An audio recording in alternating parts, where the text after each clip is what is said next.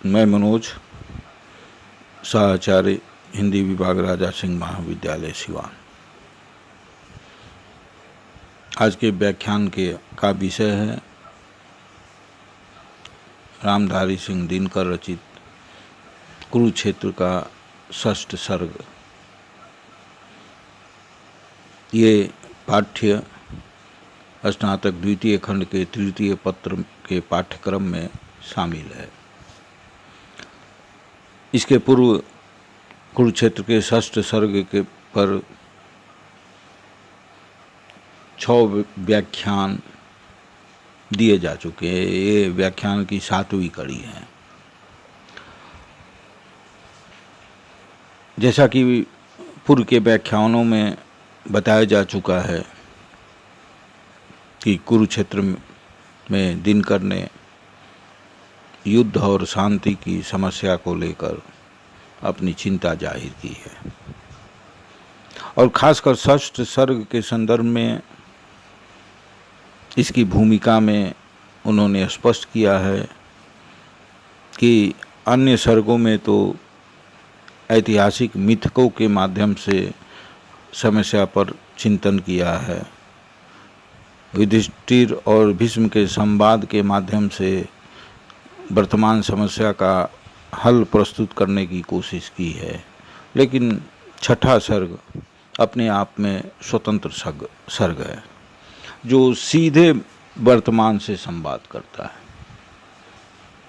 या यूँ कहें कि 6 सर्ग में कवि अपने समय के मनुष्यों से सीधे संवाद करता है और उन मनुष्यों को चेताता है, सावधान करता है कि जिस दिशा में आप सब इस समाज को ले जा रहे हो वो अच्छी दिशा नहीं है। उसकी मंजिल पर कवि को सब कुछ ठीक नज़र नहीं आ रहा है। विज्ञान जनित बुद्धि इतना मनुष्य के जीवन पर, मनुष्य की जीवन दृष्टि पर इतना प्रभावी प्रमाणित हो रही है कि सब कुछ बुद्धि से नियंत्रित हो रहा है। मनुष्य का कर्म, मनुष्य की सोच, मनुष्य का चिंतन, सब कुछ पर बुद्धि हावी है, जो कवि की नज़रों में अच्छा संकेत नहीं है। और 6ठ सर्ग में इसी समस्या को कवि इसी समस्या पर चिंता जाहिर करता है। ये आगे की कविताएं, जो शेष कविताएं हैं, पहले उसका पाठ्य मैं प्रस्तुत कर रहा हूँ कि यह मनुज विज्ञान में निष्णात, जो करेगा स्यात मंगल और विधु से बात। यह मनुज ब्रह्मांड का सबसे सुरम्य प्रकाश, कुछ छिपा सकते न जिससे भूमि या आकाश।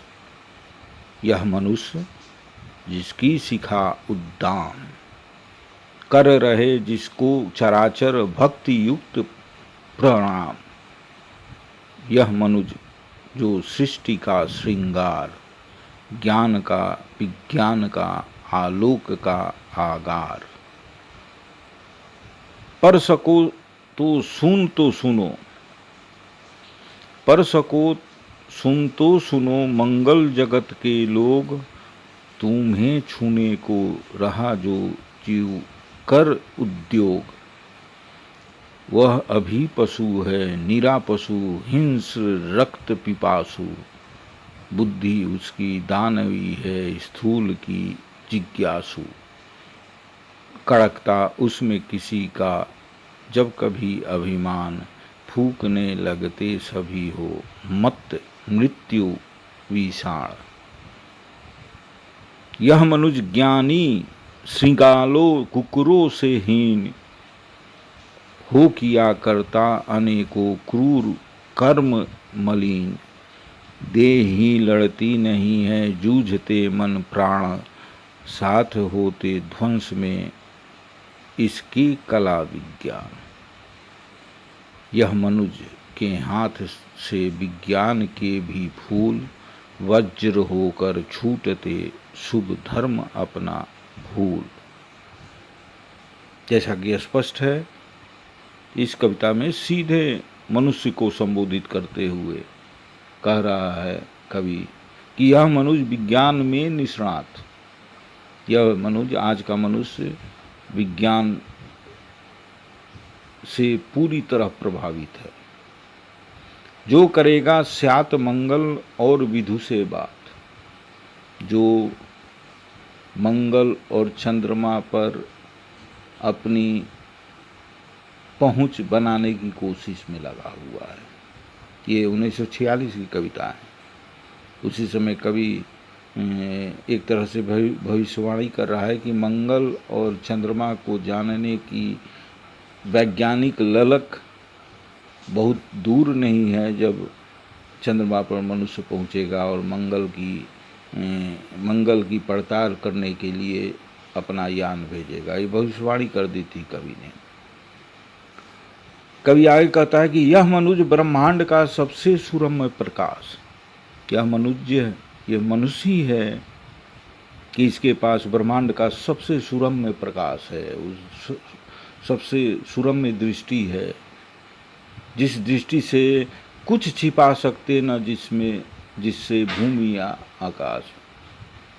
यह मनुष्य ऐसी वैज्ञानिक दृष्टि विकसित कर ली है कि अब आकाश और भूमि को कुछ छुपाने चाहकर भी कुछ नहीं छुपा सकता।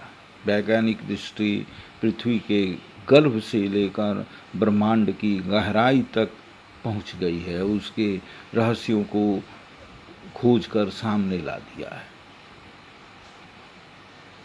यह मनुष्य जिसकी शिखा उद्दाम, वैज्ञानिक समझ, वैज्ञानिक तेवर के कारण उसकी शिखा उद्दाम है, कर रहे जिसको चराचर भक्ति युक्त प्राण। इस वैज्ञानिक दृष्टि के कारण, वैज्ञानिक आविष्कारों के कारण मनुष्य इतना सबल होता जा रहा है कि चराचर, इस सृष्टि के चर अचर सब नतमस्तक हैं उसके सामने, सब उसके आदेश का पालन करते हैं। यह मनुष्य जो सृष्टि का श्रृंगार, मनुष्य अपनी बुद्धि की बदौलत इस सृष्टि का सबसे सर्वोत्तम रूप के रूप में स्थापित हो चुका है। यह मनुष्य जो सृष्टि का श्रृंगार, ज्ञान का, विज्ञान का, आलोक का आगार, यह मनुष्य ज्ञान का, विज्ञान का, प्रकाश का भंडार है। यही मनुष्य पर सको तो सुनो मंगल जगत के लोग। अब कभी मंगल के लोगों को, मंगल पर काल्पनिक, वो अपनी काल्पनिक दृष्टि से मंगल पर रहने वाले लोगों से संबोधित करते हुए वो कहता है कि पर सको सुनो मंगल जगत के लोग। मंगल ग्रह पर रहने वाले लोगों, अगर मेरी बात सुन सको तो सुनो। तुम्हें छूने को रहा जो जीव का उद्योग। यहाँ का मनुष्य तुम्हें, तुम्हारे रहस्यों को जानने के लिए, तुम्हारे पास पहुँचने के लिए उद्योग कर रहा है, वैज्ञानिक दृष्टि विकसित कर रहा है कि कैसे मंगल के पास पहुँचा जा सके। उस मनुष्य को, हे मंगल के लोग, तुम उस मनुष्य को जानो जो तुम्हारे पास पहुंचने की कोशिश कर रहा है। वह अभी पशु है, निरा पशु, हिंस रक्त पिपासु। मंगल पर रहने वाले लोगों को आगाह करते हुए कहता है कि यहाँ का मनुष्य अभी पशु है, निरा पशु, शुद्ध पशु है, हिंस, पशुओं की तरह हिंसा करने वाला, रक्त पिपासु, दूसरे का खून पीने वाला है। बुद्धि उसकी दानवी है। ये पृथ्वी के मनुष्य की बुद्धि दानवी है, राक्षसी है, स्थूल की जिज्ञासु। वो उसके मन में जिज्ञासा है तो केवल और केवल स्थूल के प्रति, सूक्ष्म के प्रति नहीं, अध्यात्म के प्रति नहीं। वो केवल और केवल भौतिक चीज़ों की ललक उसके मन में उत्पन्न हो रही है। वह अभी पशु है निरापशु हिंस रक्त पिपासु, बुद्धि उसकी दानवी है स्थूल की जिज्ञासु, कड़कता उसमें किसी का जब भी अभिमान, फूकने लगते सभी हो मत मृत्यु विषाद। यहाँ का मनुष्य, हे मंगल के लोगों, हे मंगलवासियों, तुम यहाँ के मनुष्य से सावधान हो जाओ, तुम उसको सही तरह जान लो। उसके हृदय में जब भी अभिमान कड़कता है, घमंड आता है, तो फूकने लगते सभी हो मत मृत्यु विषाद। और अभिमान जगता है तो दूसरे को मारने में भी वो चूकता नहीं है, तुरंत दूसरे को मृत्यु के आगोश में सुलाने लगता है। यह मनुष्य ज्ञानी श्रृगालों कुकुरों से ही, कभी देखिए पृथ्वी के मनुष्यों को कह रहा है कि यह मनुष्य ज्ञानी तो है, लेकिन श्रृगालों सियारों और कुकुरों से हीन है, कुत्तों से भी हीन है। सियारों कुत्ते की परिभाषा तो पशु में होती है, मनुष्य उसमें पशु के से भी नीचे है। यह मनुष्य ज्ञानी श्रृगालों कुकुरों से हीन, हो किया करता अनेकों क्रूर कर्म मलिन। पशु की परिभाषा करते समय कहा जाता है कि पशुओं में संवेदना नहीं होती है, उतनी संवेदना नहीं होती है जितने मनुष्यों में होती है। पशु हिंसक होते हैं, उसमें किसी तरह के संबंधों की परिकल्पना नहीं की जा सकती, वो किसी को भी मार सकते हैं। लेकिन उससे भी गिरा हुआ मनुष्य बन गया है, वो पशुओं से भी अधिक क्रूर कर्म में लीन है। ऐसा कहते समय कभी नागासाकी और हिरोशिमा में बम गिराए जाने की घटना उसके सामने जरूर होगी। मनुष्य ऐसा नहीं कर सकता है, लाखों लोगों को मार नहीं सकता है, वो पशु ही कर सकता है। पशु से गिरा, पशु से भी निचले स्तर का की सोच वाला वाला मनुष्य ही कर सकता है। हो किया करता अनेकों क्रूर कर्म मलिन, देह ही लड़ती नहीं है जूझते मन प्राण। मनुष्य, हे मंगल के वासियों, यहाँ का मनुष्य केवल लड़ने की कोशिश में लगा रहता है, बहाने खोजते रहता है। वो केवल मन प्राण ही नहीं लड़ते, देह भी लड़ते हैं, मन प्राण से लड़ते हैं। साथ होते ध्वंस में इसकी कला विज्ञान, और इस लड़ाई में कला और विज्ञान भी इस मनुष्यों का साथ देते हैं। वैज्ञानिक आविष्कार उसकी हिंसा की ताकत को बढ़ाते हैं और हिंसक बनाते जा रहे हैं। मनुष्यों के लिए विज्ञान वरदान से अधिक अभिशाप नजर आ रहा है। मनुष्य विज्ञान जनित तकनीकों के माध्यम से लोगों को, सृष्टि को नष्ट करने के नए नए हथियार आविष्कृत कर रहे हैं, जो भविष्य की सभ्यता के लिए अच्छा नहीं है।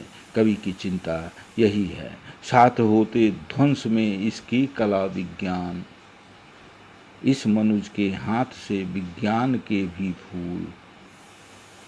इस पृथ्वी, हे मंगलवासियों, इस मनुष्य को पहचानो, इस मनुज के हाथ से विज्ञान के भी फूल, विज्ञान के फूल रूपी आविष्कार भी वज्र होकर छूटते शुभ धर्म अपना भूल। वो विज्ञान के फूल भी वज्र होकर छूटते हैं, शुभ धर्म भूल गए हैं, अशुभ धर्म का निर्वाह कर रहे हैं। कवि की चिंता है कि ये मनुष्य, आज का मनुष्य विज्ञान को प्रश्रय दे रहा है, हृदय को उसमें उस हृदय की उपेक्षा कर रहा है, बुद्धि को प्रश्रय दे रहा है और हृदय को नकार रहा है। मनुष्य के निर्माण में हृदय और बुद्धि का समतोलन होना चाहिए। तुलसी की पंक्ति आप याद करें कि हृदय सिंधु मति सीप समाना, कि किसी भी मनुष्य के निर्माण में हृदय सिंधु की तरह होनी चाहिए और बुद्धि सीपी की तरह। कवि की चिंता है कि यहाँ बुद्धि सिंधु हो गई है और हृदय सीपी हो गया है। सीपी भी नहीं हुआ है, हृदय खत्म हो गया है। कवि की चिंता, इसी चिंता में इस यहाँ के मनुष्यों को आगाह कर रहा है। मंगलवासियों को आगाह करने के लिए लिखी गई कविता में एक तरह से यहाँ के मनुष्यों को आगाह कर रहा है कि तुम सही अर्थों में मनुष्य बनो। ये मनुष्य होना केवल शरीर पार लेना ही नहीं होता है। 2 आँखें, 2 कान, नाक, हाथ, पैर हो जाना ही मनुष्य होना नहीं होता है। मनुष्य होने की अनिवार्य शर्तें होती हैं। उन शर्तों में हृदय का सिंधु होना आवश्यक है। अब शेष अगले वर्ग में चर्चा होगी। धन्यवाद।